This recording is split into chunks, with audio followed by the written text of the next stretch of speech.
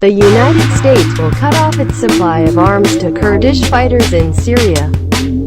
A move by President Donald Trump that is sure to please Turkey but further alienate Syrian Kurds, who bore much of the fight against the Islamic State group.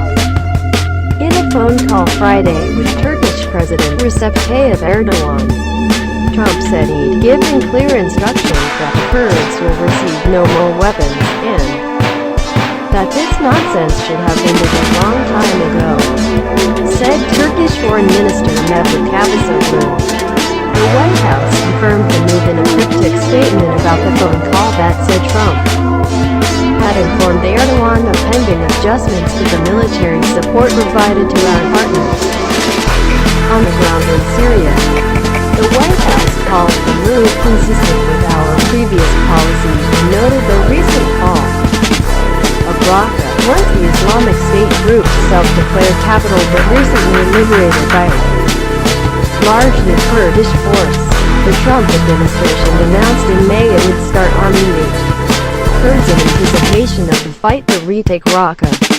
We are progressing into a stabilization phase to ensure that ISIS cannot return, the White House said, using an acronym for the extremist group.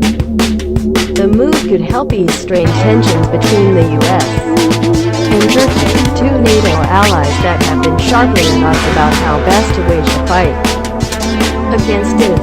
Turkey considers the Kurdish Syrian fighters, known by the initials YPG, to be terrorists because of their affiliation to outlawed Kurdish rebels that have waged a three-decade-long insurgency in Turkey.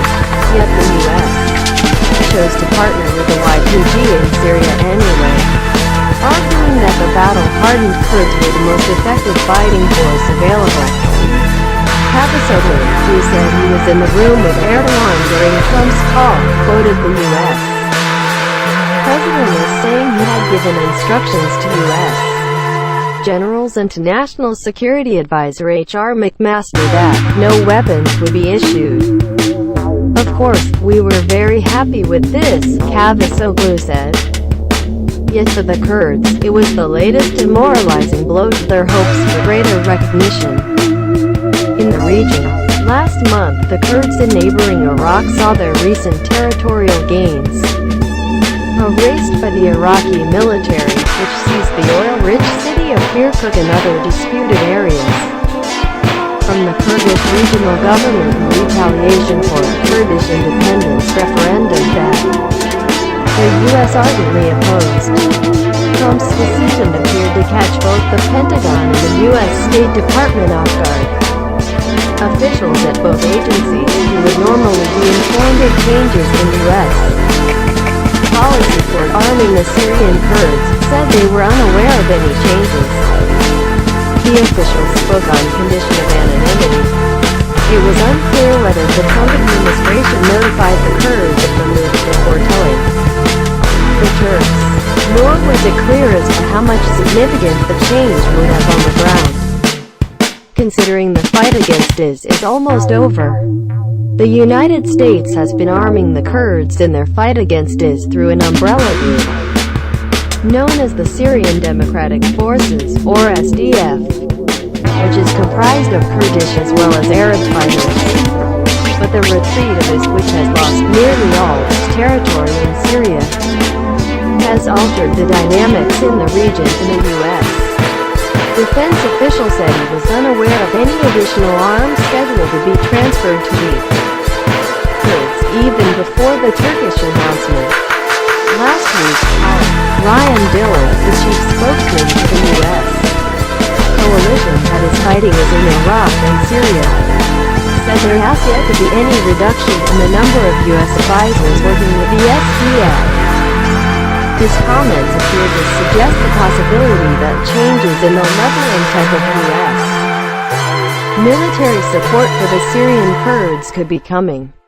As the fight against IS has waned in recent months, the U.S. has pledged to carefully monitor the weapons it provides the Kurds, notably ensuring that they don't wind up in the hands of Kurdish insurgents in Turkey known as the PKK.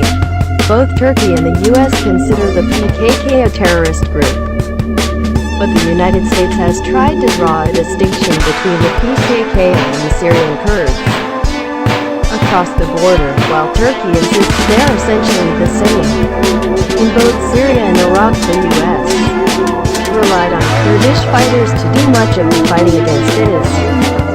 But those efforts have yet to lead to a realization of the Kurds' broader aspirations, most notably an independent state. Washington's support for the Syrian Kurds, in particular, has been a major thorn in U.S.-Turkish relations for several years. Given Turkey's concerns about the Kurds' territorial aspirations, in particular, Turkey has feared the establishment of a contiguous Kurdish-held canton in northern Syria that runs along the Turkish border. Relations between NATO allies Turkey and the United States have also soured recently over a number of other issues, including Turkey's crackdown on dissent following a failed coup attempt last year. ANKARA has also demanded that the U.S. extradite a Pennsylvania-based cleric that it blames for fomenting the coup, but the U.S. says Turkey lacks sufficient proof.